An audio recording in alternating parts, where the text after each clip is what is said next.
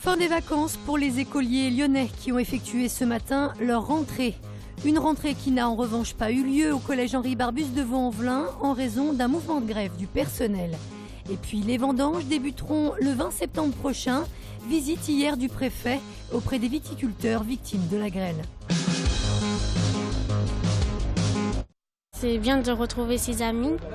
On a des nouveaux cartables, on a tout trucs nouveaux. On a plein de trucs nouveaux. C'est trop dur. Pourquoi ? Parce que je voulais rester. Je voulais rester en vacances. C'est énervant. J'ai pas envie de me réveiller. Même si la sonnerie du réveil ce matin n'a pas plu à tout le monde, c'était la rentrée pour 37 800 écoliers lyonnais du secteur public. Des effectifs qui augmentent régulièrement depuis 10 ans. Pour les parents aussi, ce premier jour de reprise, c'est toujours un peu particulier. Très beau temps, donc voilà, ça aide à franchir le cap. C'était un petit peu compliqué hier soir pour les coucher, mais ce matin, bien. Ils ont trouvé leur maîtresse, ils sont ravis de les avoir, ils les connaissent déjà un peu. Donc voilà, c'est plutôt que du positif. Ça va ? Bonjour. Bonjour. Ici dans l'école Louis Pergaud du 8e arrondissement, les élèves ont reçu ce matin la visite du maire. Il est venu constater les importantes rénovations réalisées ici. Pendant ce mandat, nous allons consacrer 140 millions d'euros à la rénovation ou la construction d'écoles nouvelles sur 600 millions d'investissements au total. Ça veut dire que pour nous, la plus large part de nos investissements comme de notre fonctionnement est consacrée aux écoles. 3 nouveaux groupes scolaires devraient ainsi y voir le jour à Lyon d'ici 2020. Une rentrée placée bien sûr aussi sous le signe de la sécurité. Cet après-midi, le président de la région, Laurent Wauquiez, s'est rendu au lycée Galilée de Vienne, dans le Nord-Isère.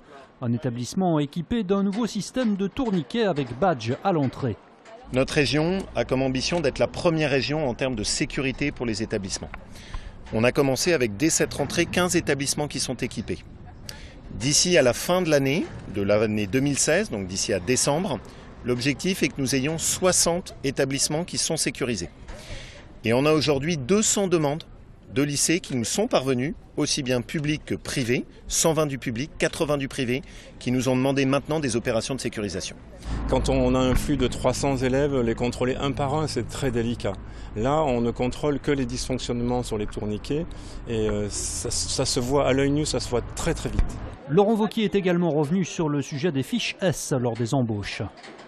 Ce que je veux, c'est que quand nous on embauche, on puisse avoir accès aux fichiers S et que de la même manière que pour les auteurs d'infractions sexuelles, qui aujourd'hui font l'objet d'une bascule d'informations, on puisse avoir la certitude que quand on embauche quelqu'un, on ne fait pas rentrer quelqu'un à risque dans un lycée.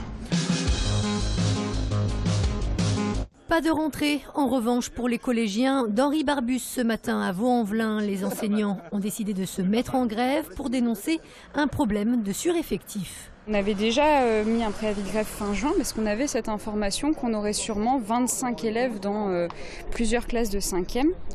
Et on a su en plus qu'il y avait eu des appels du rectorat pour réinscrire depuis début septembre encore plus d'élèves. Classé en réseau d'éducation prioritaire plus, le collège doit normalement accueillir un maximum de 24 élèves par classe. Un nombre limité essentiel pour la réussite des élèves selon le personnel. On a des élèves qui ont besoin d'une attention particulière. Ça, c'est pas juste un petit caprice de professeur, c'est vraiment dans l'intérêt de nos élèves. On a un collège qui, il y a 15 ans, était à 45% de réussite au brevet, et maintenant on est à 80% de réussite au brevet, avec tout le travail pédagogique qui est mené, avec le fait de limiter les effectifs par classe, et on a l'impression qu'on veut casser ce travail-là. Côté inspection académique, on dit réfléchir à une solution à ce blocage, même si la rectrice considère aujourd'hui que la situation est loin d'être anormale. Il y a des évolutions d'effectifs, évidemment, dans le second degré, mais pas davantage dans ce collège-là que dans d'autres de l'éducation prioritaire. Moi, j'espère que les choses vont se régler dans les journées. En attendant, les élèves ont quand même pu être accueillis ce matin, un accueil à minima. Nous avons fait rentrer les élèves de 5e auxquels nous avons donné les livres, les emplois du temps et les consignes pour la rentrée. Donc ça n'a pas été simple. Une grève des enseignants qui pourrait se poursuivre demain en cas d'absence de réponse du rectorat.